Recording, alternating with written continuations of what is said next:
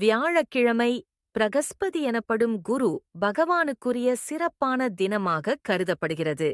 சுக்லபட்சம் வளர்பிறை நாட்களில் வரும் வியாழக்கிழமைகளில் இந்த விரதம் அனுஷ்டிக்கப்படுகிறது.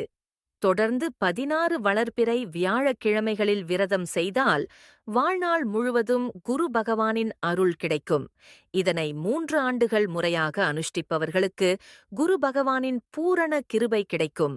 விரத நாளன்று அதிகாலையில் எழுந்து குளித்து மஞ்சள் நிற ஆடை அணிய வேண்டும்.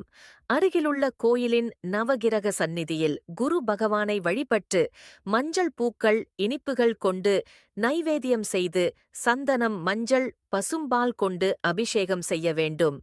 அந்த நாள் முழுவதும் உண்ணாமலும் அருந்தாமலும் இருக்க வேண்டும். குரு பகவானுக்குரிய மந்திரங்கள், ஸ்தோத்திரங்கள் பாராயணம் செய்தல் நல்லது.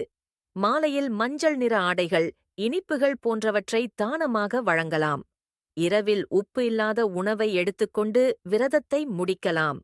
இந்த விரதம் செய்வதால் திருமணம் தாமதம், குரு தோஷம், பொருளாதார சிக்கல்கள் போன்றவை நீங்கும். தொழிலில் வளர்ச்சி, குடும்ப வளம் பெருகுதல், எதிர்பாராத நல்ல நிகழ்வுகள் போன்ற பல யோகங்கள் ஏற்படும்.